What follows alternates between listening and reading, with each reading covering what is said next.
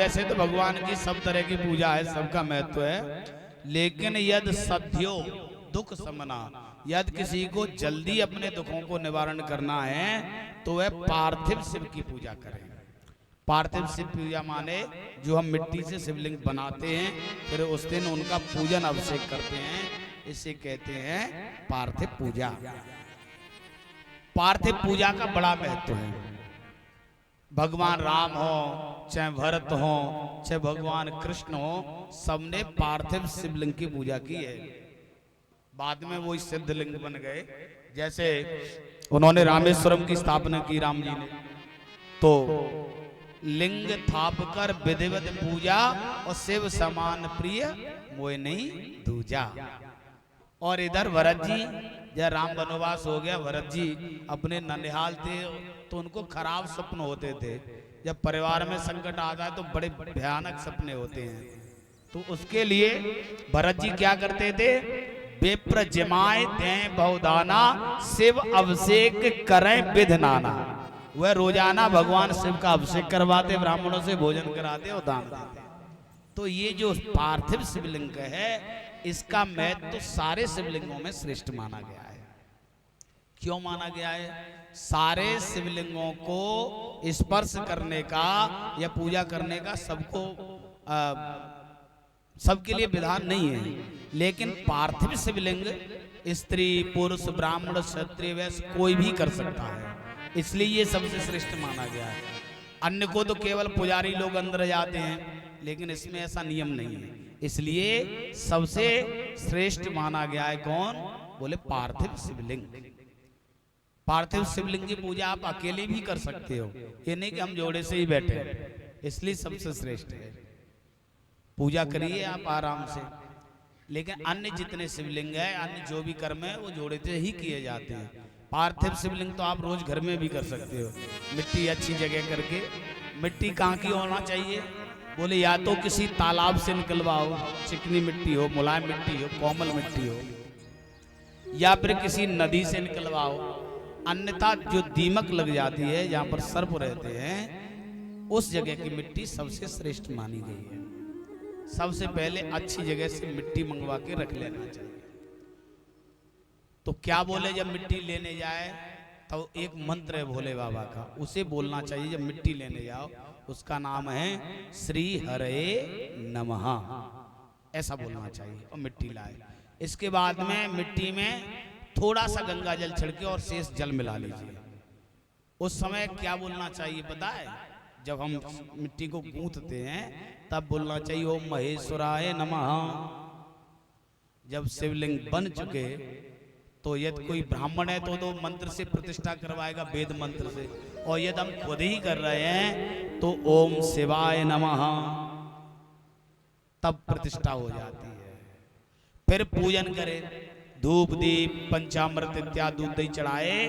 तो कैसे चढ़ाए? जैसे हम दही चढ़ा रहे हैं या दूध चढ़ा रहे हैं, तो बोले ओम पशुपतये नमः।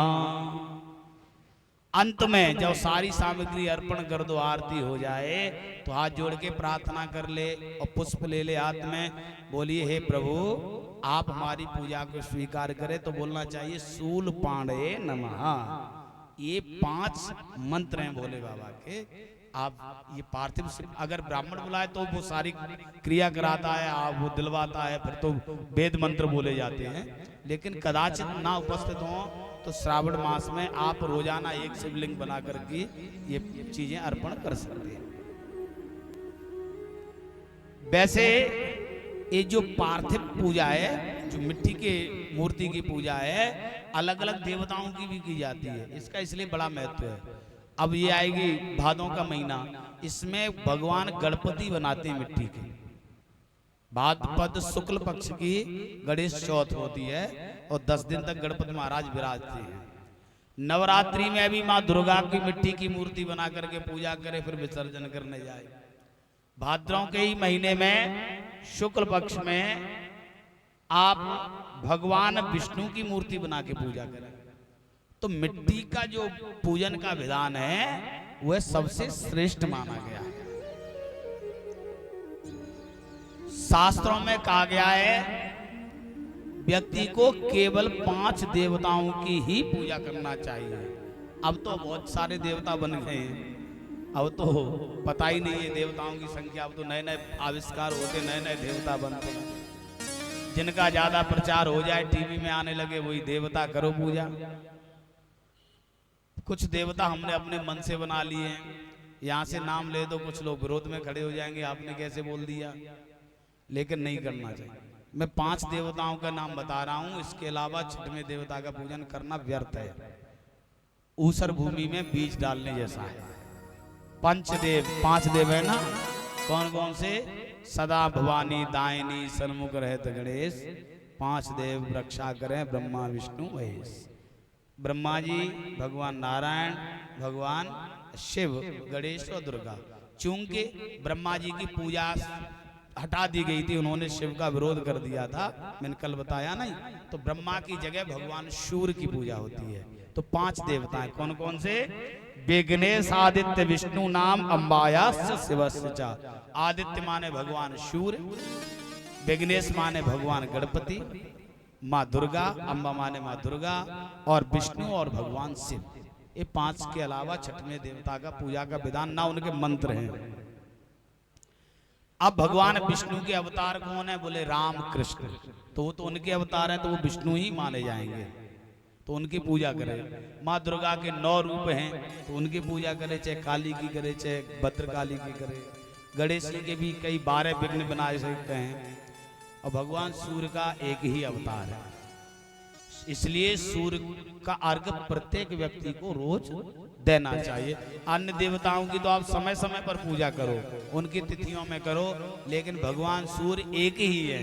इनके तो अनेक अवतार हैं, इसलिए उनके रोज सूर्य अर्घ दे करके पूजा करनी चाहिए। बोले भक्त वत्सल भगवान की जय।